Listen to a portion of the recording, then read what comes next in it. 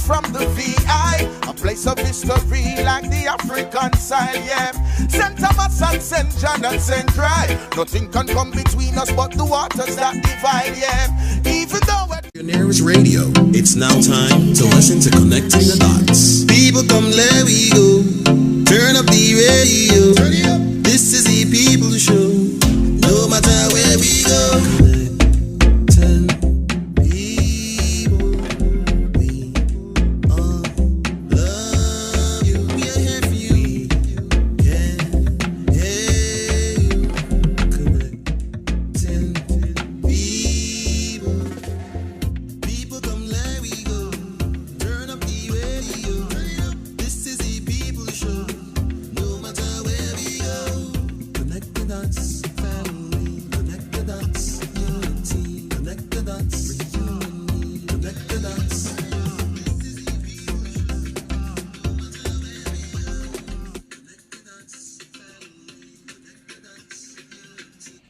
Good morning.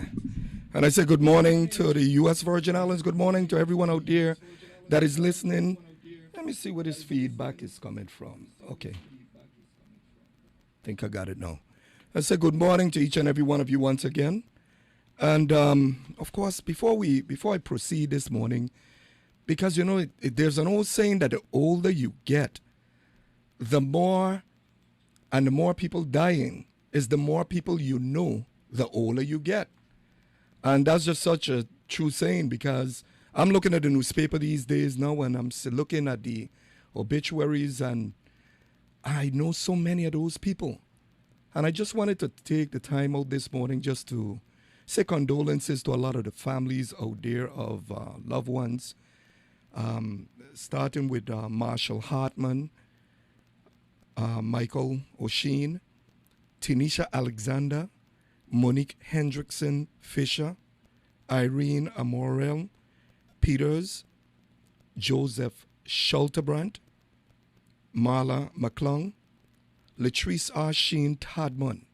You know, my condolences to them. And not to mention the number of people that have been falling victim to this, I guess it's the Delta variant, already made its way into the U.S. Virgin Islands now and is really terrorizing the U.S. Virgin Islands at this time. And of course, the COVID-19 still being around, it's just, you know, it's something that we have to deal with, and we're only hoping that in terms of us trying to navigate our way, that the leadership finds the wisdom to really proceed and make the right decisions. So I just wanted to send out prayers to the BVI, send out prayers to all the people here in the U.S. Virgin Islands that family members or they know someone who have fell victim to the COVID-19, and we pray that for speedy recoveries for everyone, and that the grace us to protect us from any further deaths here in the Virgin Islands, because no one wants to know that a family member or even a friend died from COVID or died from anything. We know all of us have to meet our ultimate faith, but let's pray, because these circumstances now that is all around us, it's just not something that is encouraging at all at this time. And then moving along, Sean, you know, I got a call over the weekend because I learned, I believe it was on Friday, or I think on Friday or Thursday, this guy from the Taxi Commission, Sean Benjamin, was terminated from the job. And, you know, I heard even weeks prior or days prior to that, some wrangling that had been taking place. I believe he testified before the Senate, and the board in their wisdom decided that they would terminate him. And I recall, if I'm not mistaken, and they could call me and correct me if it's not true, I mean, the guy tried his best down at the Casino Commission, and I understand that for very little things, simple things, administrative functions, where he tried to make ideal accommodations for even taxi drivers when they went into the the Taxi Cab Commission, and even in putting out a coffee table, they forced the guy to move the coffee table. What is going on down there at the Taxi Cab Commission? I don't know if it had anything to do with his testimony before the Senate, but I saw nothing wrong with it. And, that instability that exists now, and the governor could not have known what is going on. I'm sure they called him. What did he actually say? I mean, did he give his blessing on just terminating a guy from the Taxi Cab Commission? But we'll save that for a later date to talk about. But I think it's truly unfair when it comes to micromanagement. We got to be careful with micromanaging, because if you do not allow an administrator the flexibility and some level of discretion to be able to effectuate change, to make conditions better, to improve conditions, we got to be careful in intervening and attempting to micromanage, because it's not, it never turns out well. And I've said that time and time again when it comes to organizations and organizational flow.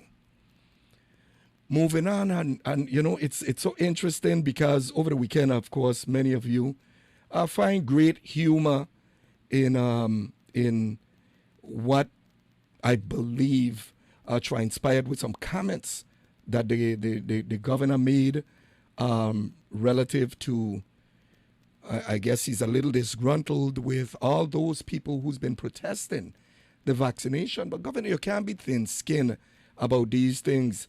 You got to be able to articulate certain things in a different way, because this slucks it down.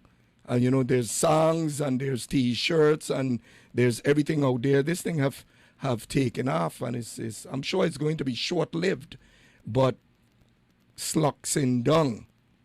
I had to laugh when I heard it. I'll be honest with each and every one of you, because I know many of you have been entertained by it over the weekend, and I just found it to be funny. However, I don't think that it's going to be cute for everyone. And, the way the comments was made, I understand clearly what he was trying to convey, what he was trying to articulate, but I just think it was said in the wrong way. But Virgin Islanders, and, you got a couple of DJs that actually made songs about slucks in dung. And I still am chuckling, yes, but a part of it sounded really hypocritical and like it was condescending, like it was insulting a section of the community. I'll give you an example, because we got to be careful here now. You talk about going into bars and drinking, and talk about the damage to your bodies by consuming macaroni and what else? Sauce and all these things. Does that mean that the governor is going to stop his campaign workers from selling sauce and macaroni and cheese at his food sales? Because if you're admonishing people about that, I'm sure that you practice what you preach and you serve by example. So I didn't quite grasp why it was said the way that it was said, but it was said. And then, we could go on and on. Are you going to admonish as a smoker yourself? Are you going to admonish people that smoke? Because the most damage to your body it comes from that cancer stick, cigarette smoking. And then if you're talking about the guys and the people that go to the bars and they drink and what they consume, they don't know what they consume. And Governor, you go to bars too. You're in bars often, just like a lot of other people. So come on, But we're gonna enjoy. I guess they're gonna enjoy the entertainment of the song because it was rather funny. But as I said, I don't think everyone is going to find it cute. But let's move on. Moving on to something else. I understand that there was a leadership team that went to Florida that consisted of the leadership of the Senate and the leadership of the governor. And, they'll say timing is everything. And the issue of accountability and transparency, that's up to them to decide when the Daily News start asking for the cost of the trip to go to Florida. That's not what I'm concerned about. I'm concerned about the alarming rise in cases in Florida. And a group of our leadership decide to go to Florida. God forbid they all fall sick, even if they're vaccinated. because even folks that are vaccinated are contracting the virus. And that's been proven already. But for our leadership to traverse or travel to Florida, I guess it was to meet with some investors, and we hope that it bears significant fruit, tangible results. We're hoping for that. But we got to be careful, because everything is timing. And sometime judgment calls, bad, could come back to haunt you. But in this case, let's hope that they all got back safe, because I believe the governor and a couple of them supposed to be coming back this morning, if I'm not mistaken, based on what was shared with me. And I gave them the lead way to call the radio station if they want to correct me on anything that I would have said. Correct me. I have no problems with that. But some of the decisions that are being made, I mean, the Juan Luis Hospital is in total, I'm going to start with dire need, but is in crisis. And I really feel sorry for the nurses and all the personnel in there. If the air conditioning unit at the hospital is not working and the fans are just blowing hot air for the little fans that they have, but overall the conditions in there is not up to par. It's the residents of the Virgin Islands that will suffer. And if we cannot make sure that proper conditions, a standard is met to protect all our providers, we're begging for punishment. I understand that there's been an overwhelming number of people that showed up to the hospital. And I believe that it's getting to the point where they're going to have to declare every patient that comes in a COVID patient, because it's getting so crazy, and the influx of people, what is going to happen when they exceed the number of patients that they could actually accommodate? Is there a place for isolation that has been declared appropriate to isolate patients? And I mean, the list could go on and on with all the deficiencies that exist. But these are the things that we really need to place emphasis on, because it is in fact a crisis, and it can in fact affect a lot of people at the Virgin Islands.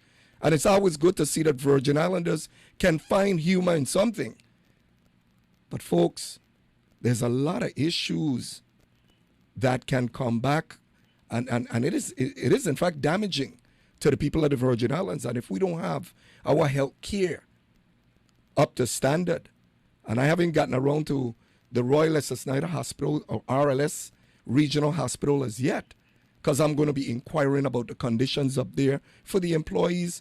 And I know that there's been a rise in the number of cases here in the Virgin Islands, and I'm not going to disclose what the numbers are right now until I get correct numbers.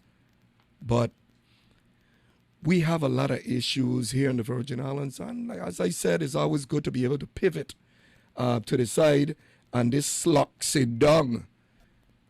I understand, again, in what context it was provided, but we got to be careful offending people, because not everyone is going to find it cute.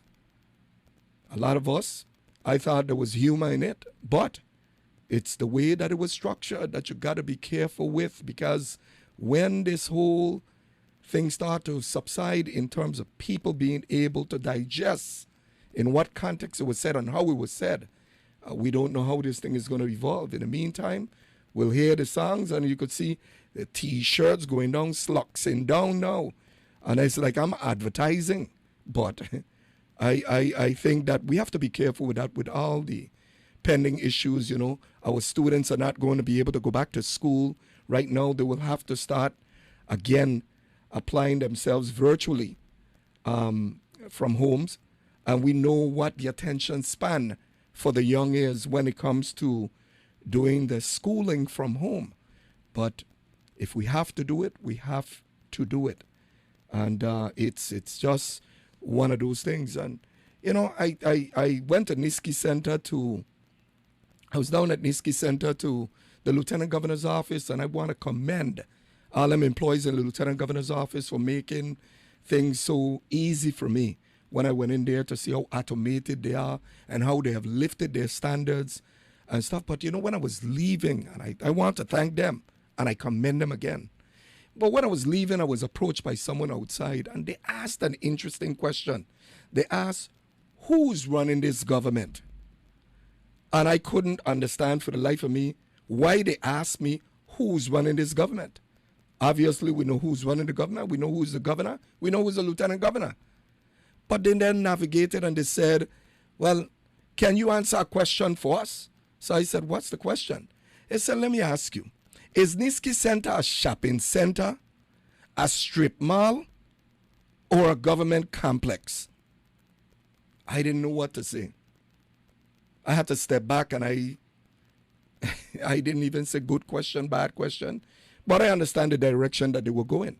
But let's save that for a later time because, you know, government is what it is. And of course, we know government, when you have personalities and a certain leadership that is running government, you can expect certain dynamics. You can expect certain results. You can expect certain behaviors. And we'll be getting into that in later broadcasts. But this morning I wanted to take some time to really address an issue that I believe a lot of us don't really pay attention to. And it has to do with the parents of young people whose lives were taken by violent crimes. Because you see, I've asked the question with respect to how does the parent get any kind of social services? Is it recommended for the parent to get therapy, counseling? What actually happens with the parent? Because remember, it's not the deceased alone is the victim. It's the family or families, family members can be victims as well because we don't know how they process things emotionally. A parent that loses a son to violent crime, she goes home and she mourns. She grieves. She meets several other challenges. And I wanted to speak to a parent this morning that, you know, actually lived the experience. And I'm not going to call the person's name. I'm just going to refer to them as parent one here in St. Thomas, and we're expecting a parent two on the island of St. Croix. But I'm not sure if I'm going to be able to connect the parent two. But I think in interacting with the parent one, what we want to do is to dive in and just find out how the parents of children that died from violence cope with their lives after. And when I say cope with their lives, just try to process things, try to really find themselves and how they deal with the pain and the suffering. And even to cross over. We know that the police department investigates. The police department, do they make recommendation for social services to get involved to provide counseling and therapy to those parents? Are there social services that really counsel and provide them with therapy as needed? And I mean, the question that you have to ask is about the parent. Do the parent live angry? Do the parent live? What exactly do they experience? Are there parent advocate groups? And these are questions that I'm asking because I believe that it's so important, because we're all human beings. And I have seen a parent who had been grieving, the reaction immediately after the incident, and watched them over a period of time, how they have actually either grown or how they have, tried to exist or coexist here in the community. Hear some of them reaction to what they have experienced, hear their reaction to other crimes. But we're not here to really discuss right, wrong, or indifferent. We're here, I want to discuss this morning, how does parents actually deal, what kind of services do they receive after going through such a tragic ordeal. And I say ordeal or something tragic because a parent's worst nightmare is to lose a child or a child die before them. And a parent's a nightmare that I believe is worse than that is a parent experiencing their child dying as the result of a violent crime or violence against them. And I wanted to speak with a parent here this morning, the first one. I'm not sure if the second one I'm going to be able to reach them, but I just wanted to have this in-depth discussion with them relative to what they have experienced and how they're coping with that experience, because we all know that it's nothing easy for any parent to deal with a child falling victim to violent crime. And as I said, we're not here to discuss whether they were wrong, right, or indifferent. I'm talking about the services that could be provided, because remember that a person's mind could be shaped, differently or depending on the circumstances. And if we could offer them therapy and counseling, there is a possibility that we can shape them or shape their minds to the point where they're prepared to do things differently, even in the upbringing of a grandson, a great-grandson that they could potentially end up with. But I think it's so important when it comes to being able to, a government being proactive as opposed to being reactive. And this is so important for us to put in place, well, let me see if I can reach this person. Hello? Parent one, are you on the phone? Not coming through. Let me see if I could do it from my phone. Hello? Morning. Hello, good morning. Can you hear me? Yes, I'm hearing you. Okay, I have you here on my phone. I just wanted to say good morning to you and have just a little personal conversation with you. And I refer to you as parent one because I know it's been a challenge for me to get people or parents to participate in such a thing, because I know it's emotional. And I want to thank you, because I think it's something that needs to be shared in terms of, parents' personal experiences after losing a child. And I wanted to say good morning to you. I have not mentioned your name or anything, as I promised. And I wanted to dive in terms of what type of, first of all, you could say good morning on whatever you would like to say before we even start the conversation. Good morning, Donesta, and good morning to the listening public. Okay. Well, ma'am, I know that I understand that you lost a couple of sons. Is that correct? Yes, three. Three? Two son and a grandson, which my grandson was like my son. So it's three. And I suspect that those sons, were they all lost as a result of a violent act? Yes. Oh, wow. But the question that I wanted to really dive into is, what type of social services did you receive from the government, whether it's the police department, human services, or Department of Justice recommending any particular social services that would consist of counseling and therapy? Did you receive any type of therapy or counseling? Who you say, from the government? Yes. None. Was it recommended? None at all. Was it recommended? No, it was not recommended. So how do you personally deal? I mean, losing three sons, because you said a grandson as well. Losing three sons.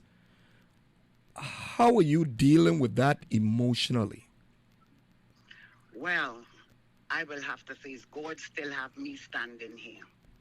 because every day, every night, I think about my 3 children. My heart, speaking to you right now, my heart is bursting.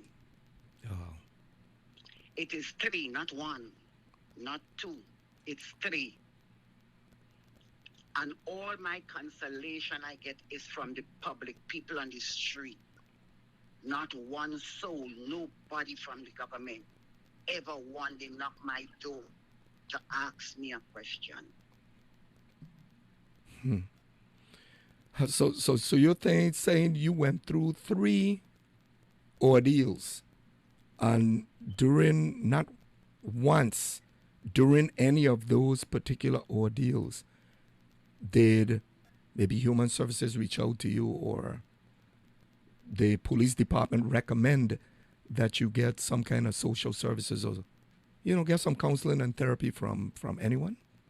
Nobody. Oh, wow. Nobody than God. I'm hoping that I could probably interview, human services, because I honestly thought that they had these type of services available, because the way I look at it is after an experience, you don't know what an individual is challenged with. That person may have had kids that are affected as well. And I'm hopeful that there is social services available to those who are victims as well. So what do you really feel, inside, in terms of how you felt that they have dealt with you? Without getting in, we don't want to get into whether they were, the victims, whether they were right, wrong, or indifferent. I'm talking about other people who may have been affected by that incident. How or what social services should have been provided to them? Do you feel that you should have had some kind of services available to you, counseling and therapy?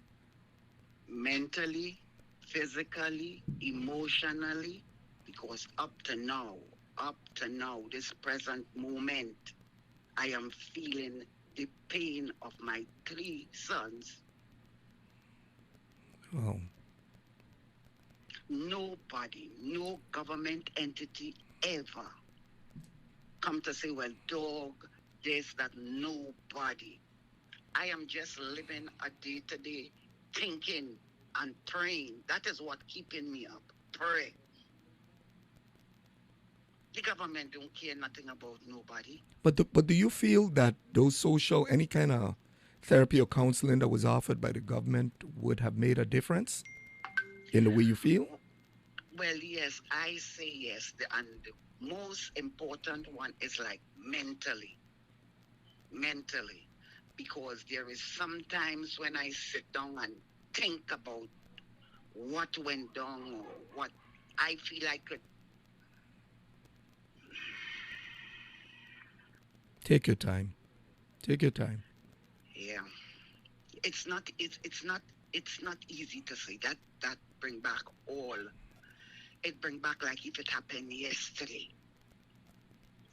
And of most, my grandson, his death, it was not investigated at all.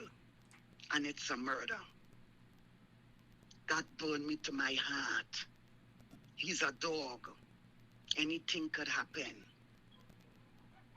The government don't care. It's not them. It's just somebody, like I would say, it's just because she's an ordinary person. She's not from here. We don't care about her.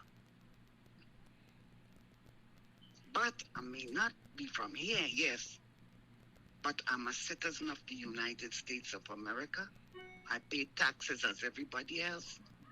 And I think something should be done, but nothing is done. Nobody, well, I don't know who to go to again. And I am not going to anybody because you don't get no results even though you go. So you ever personally sorted any type of assistance or counseling at all from? I could remember a time I was so angry. I went to a special doctor. I wouldn't call her name on the phone.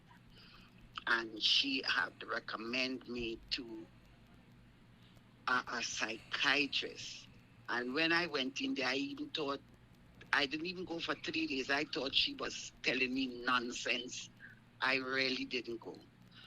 A mother make the child, they cannot tell them, you bring them up in one way. When they meet a certain age, they do what they want.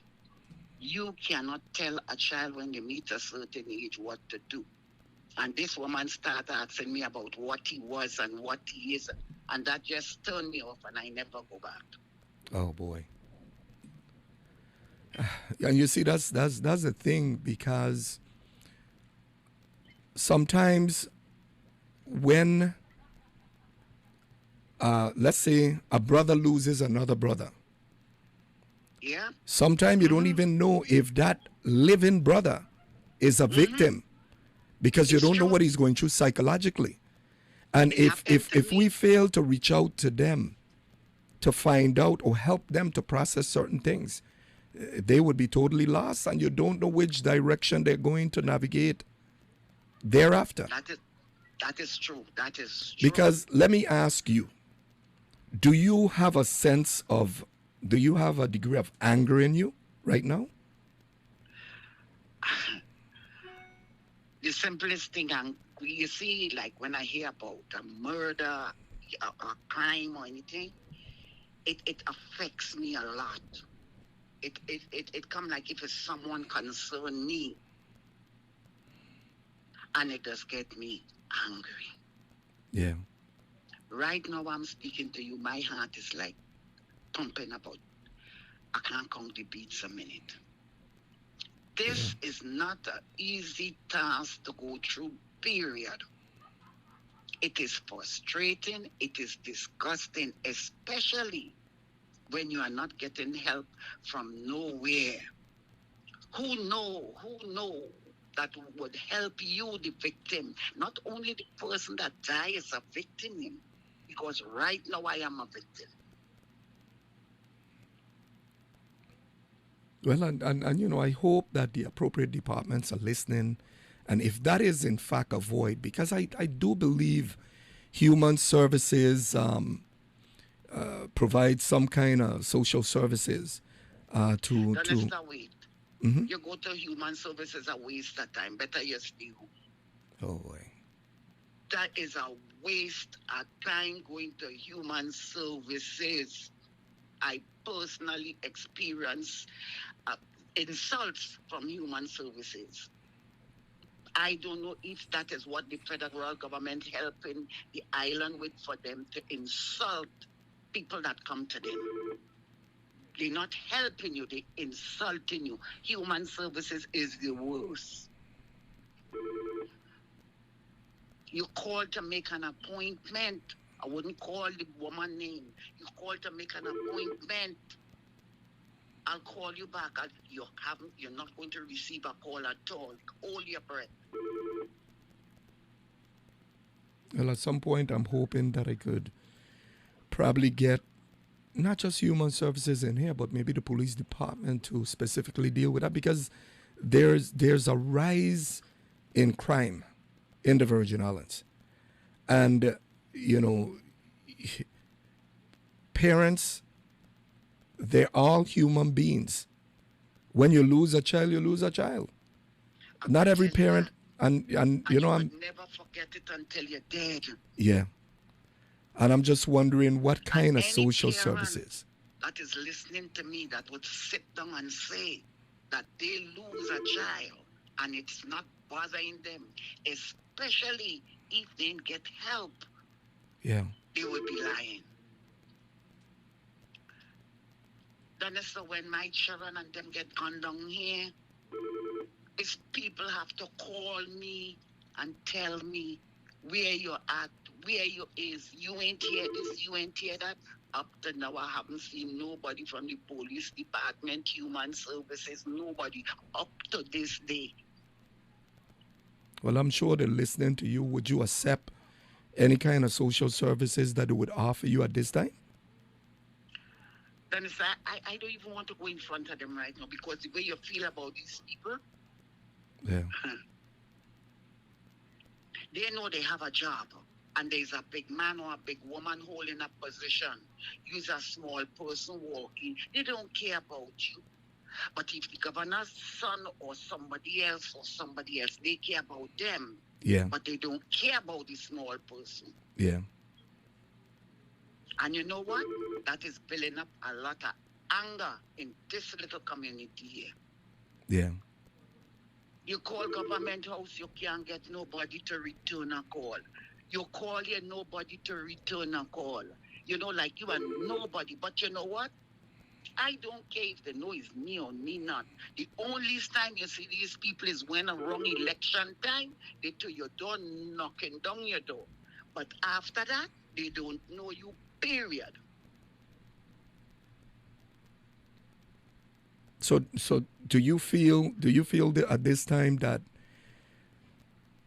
you could use any therapy or any kind of counseling? I know I asked you if you would even consider accepting, if let's say Human Services is listening and they do have an arm or a division under Human Services that actually provides social services to victims, you know, parents of persons that have been died at the hands of a violent crime.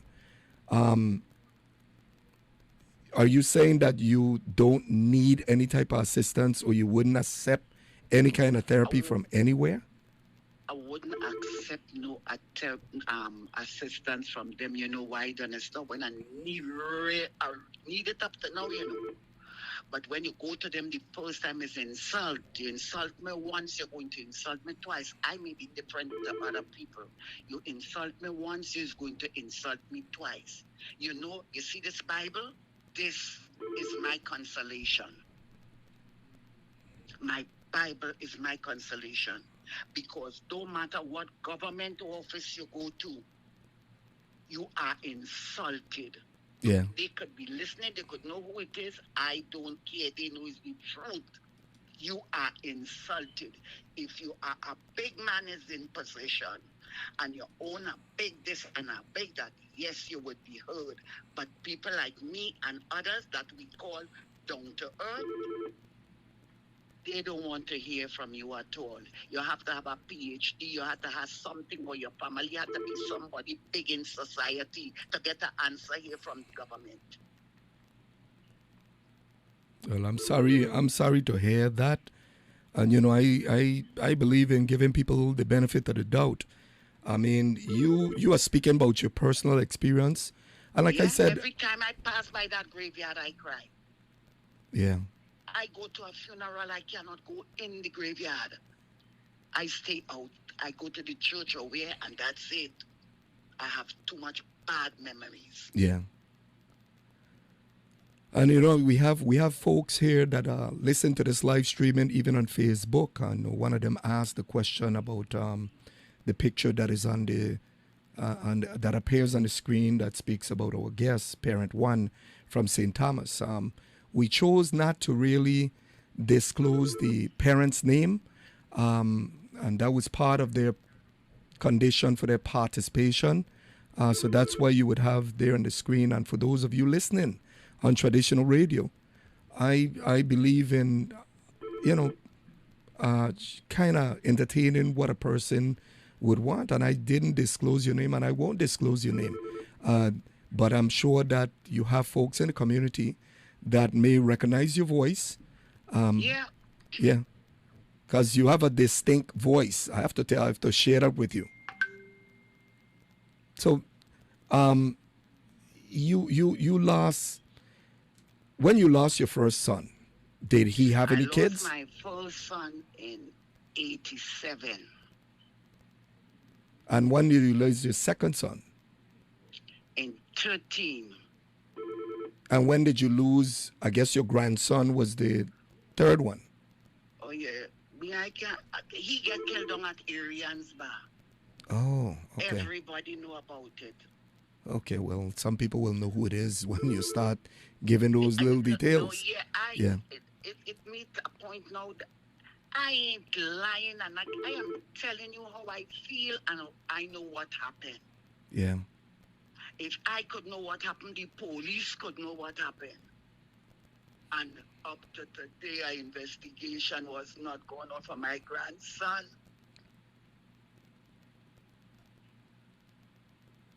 And I knew this was going to be a hard interview for you, and like I said, no one Right wants now, to I'm lose. seeing the three of them standing up in front of me like I see my children. Yeah, Whether they was good, bad, or indifferent, I make them. They are mine. And I feel every pain. I feel every bullet they get. wow. And there's many And then they say about the government. We have to say, thank God the federal government has stepped in. Otherwise, we would have been doomed.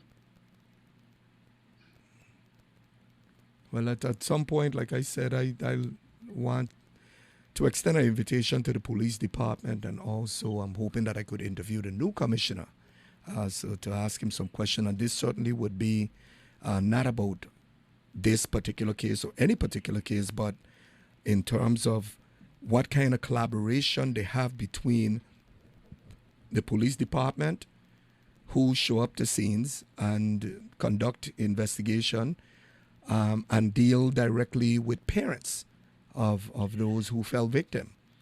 Because the parents and children can be victims as well. I just want to know what recommendations are made to provide the therapy to parents. Yeah.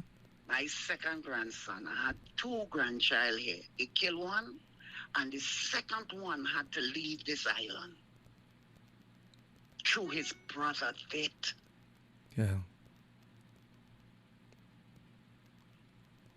It is not easy. People will stay out there and listen, but they don't know. They say, who knows it, feels it, or who feels it, knows it. You have to be in my situation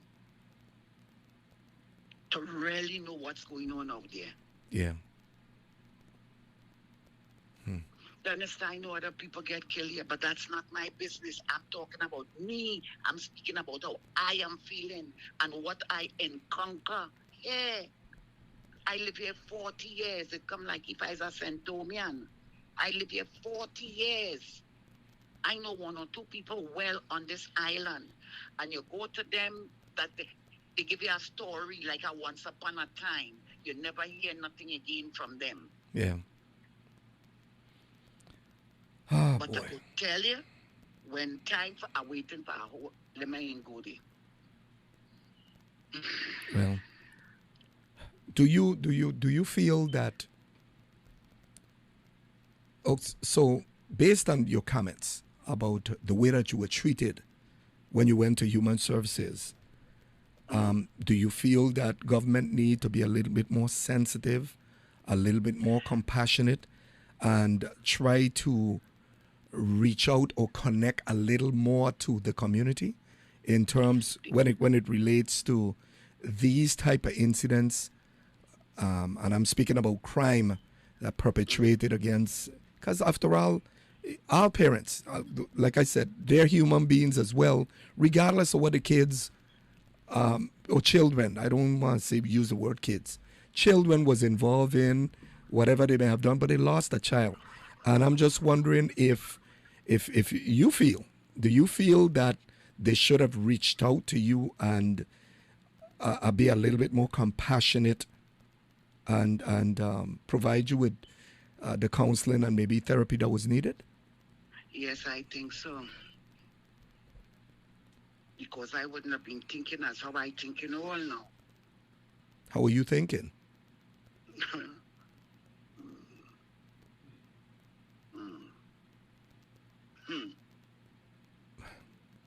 I'm going to tell you something.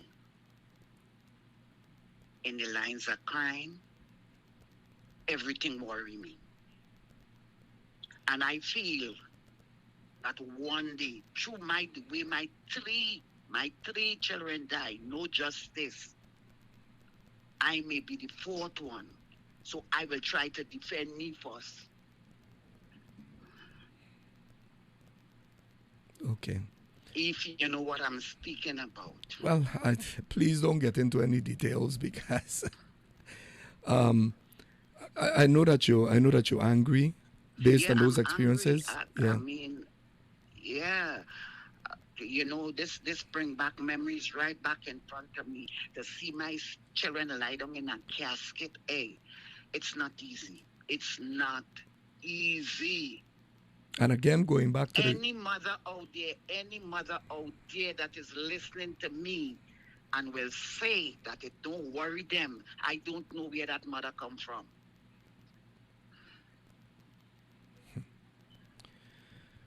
well, what we generally do here on the station is that we accept a couple calls before we break, before the end of the hour. So what I'm going to do is, folks, for those of you who are listening, if you have any particular question that you'd like to ask or any comments that you would like to make, the number to call here at WSTA is 340-774-1340. I know a couple of people tried to call in relatively early, but the calls weren't, I wasn't answering the calls at the time because I wanted to really dive into this interview with you, with our guests that we have here on the radio this morning. And again, I'm going to refer to them as Parent One. And that lost actually 3 sons to violent crime, 2 sons and 1 grandson. But that grandson was like a child. That was like my son. Yeah. And you know, I hear some of your pain, but I can't really relate to it. I can share with you publicly that I have 2 cousins that died to violent crimes as well. I was not able or would not have even ventured to have or interview their mother because I know the state that she was in and continues to be in. And it's not something that they would like to really share publicly. So I have to commend you. I have to commend you for being willing to avail yourself to an interview and just share with us. I have to take my blood pressure tablet before I come on your show, you know, because it's not easy to undergo. Yeah. And every time these things pop up, I have a terrible feeling. Yeah. I have a terrible feeling. That's why they say when you see a man walking on the street, do not interfere or provoke that person because you don't know what they're walking with. Yeah. That's true. You know, people, there's I'm telling you, you don't know what they're walking with. The simplest little thing they could snap on you. Yeah. I could relate to what you're saying. I had a conversation with someone just the other day. You know, you have people living different nightmares, different experiences, different things that cause a high level of stress. And the last thing anyone need to do is to be provoking a person that is walking with that level of stress and any level of anger. But, you know, coming back to you, ma'am, I thank you for just participating in this interview. It's something that was, you know, kind of nagging me, you know, like digging me, because I had a conversation with someone at the airport quite some time back. And it was a person that had lost their son and was sharing some very, very in-depth and started to cry. And I said to myself... You all know I crying.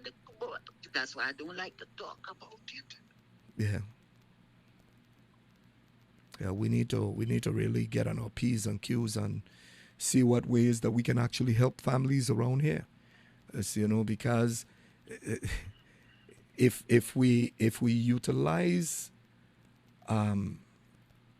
as the compass for the direction that we choose to take as a government, and we start getting into what this child did or what this child was into and not realize that people are affected still because they're humans, are affected still by that loss.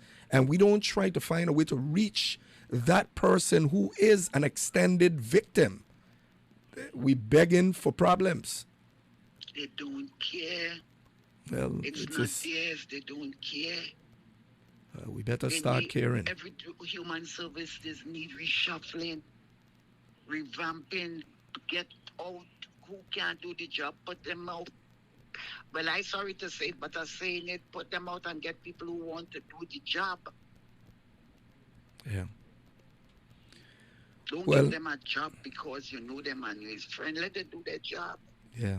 Well, ma'am, I took up enough of your time, and I wanted to thank you, and I'll pray for you as well, and ask Virgin Islanders to pray for you as well, because you're a parent. You know, you lost a child or children One. in your case, and I could only imagine. Could you imagine the mom or the father that lost their only son and have to deal with him? Could you imagine the child? The person that gets killed left a child behind that is big enough to read, big enough to engage folks in conversation. You don't know which way their mind is going to be shaped if they don't have a science in place. And when I say the science in place, meaning people that are licensed to provide therapy and counseling that could help to shape your mind differently, to help you to deal with other realities. If we continue to, if that is in fact a significant void, we better start to fill that void quick, because there's been a rise in crimes. You have a young population now coming up, another generation that is going to be coming up. And if we don't understand that a parent who may receive counseling, if they don't receive counseling and therapy, and they're in the position to raise another child, you don't know how they're going to end up raising that other child. So this thing can go so many different ways. I just feel that That's why I had to send, we had to take with my next grandson had to leave the island. To his brother dead. yeah. And is he getting therapy any place? Or No. So he doesn't need it?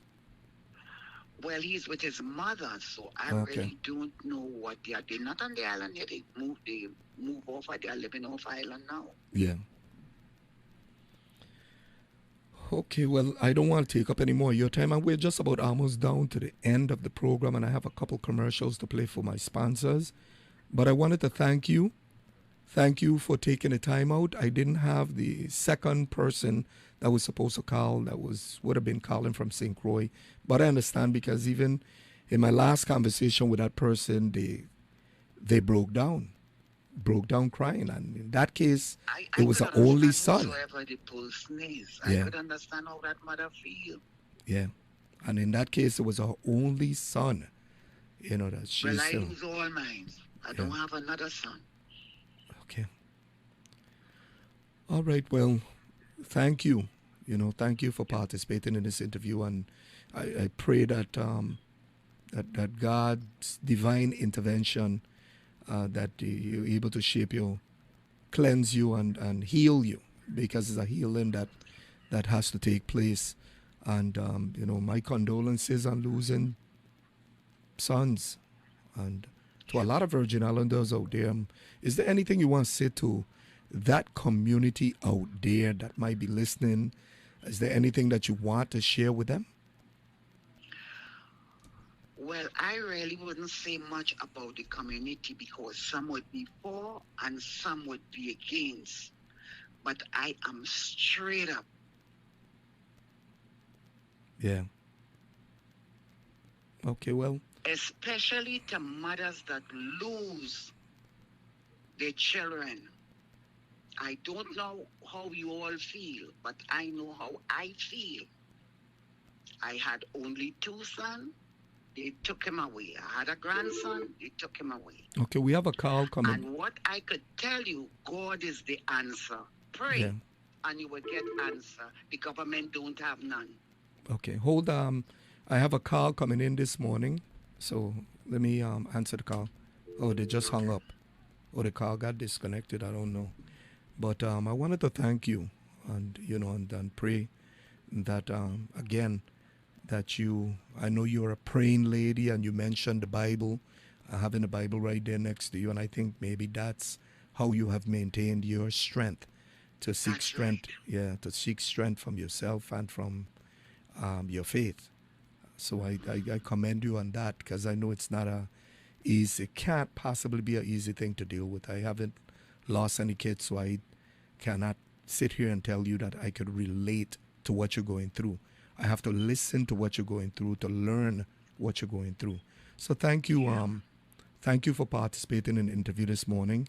May you have a blessed day and a very productive week. And my blessings go out to you and your family.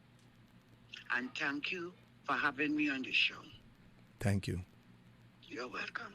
Bye-bye. Bye.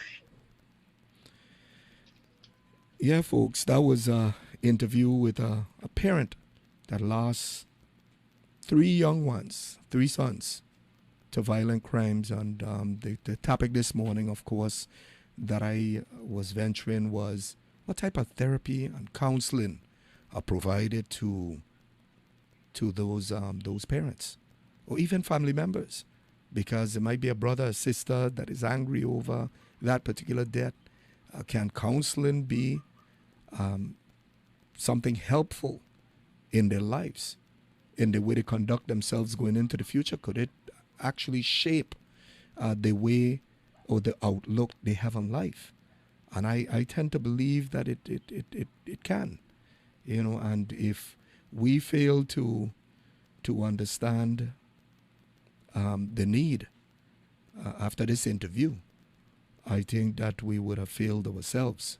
So I'm hoping that the appropriate authority, the administrators in respective departments, from Human Services to Department of Justice to the Police Department, that maybe they'll share in the future with us what the structure for collaboration would be, because I honestly believe that this could be helpful.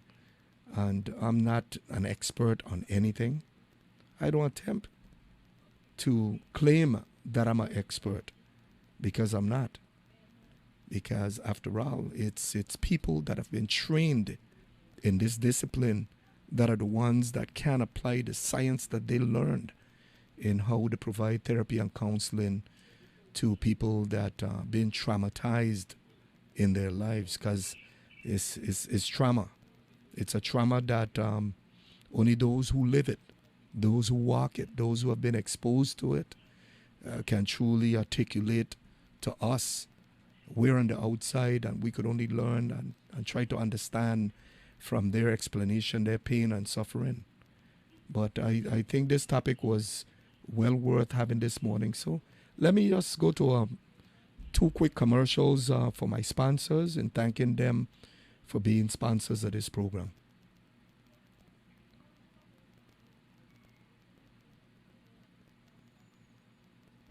And they have it. From electronic accessories to your favorite drinks. And from gas to groceries. You name it, and they have it. First Stop 24-hour gas and grocery. Located across from Vitraco Park. Check it out. Your favorite store for gas and grocery.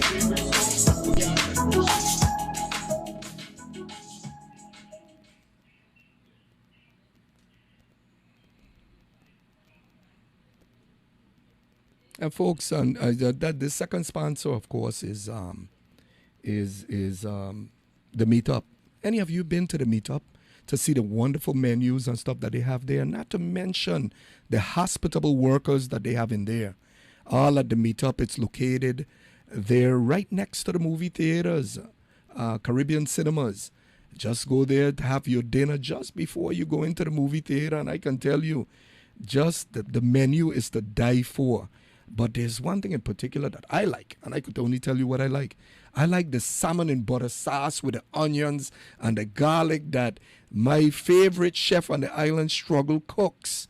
And that is at the meetup located there by Vitraco Park. It's that restaurant is just to die for, folks. And I'm talking about the meetup. It's just to die for.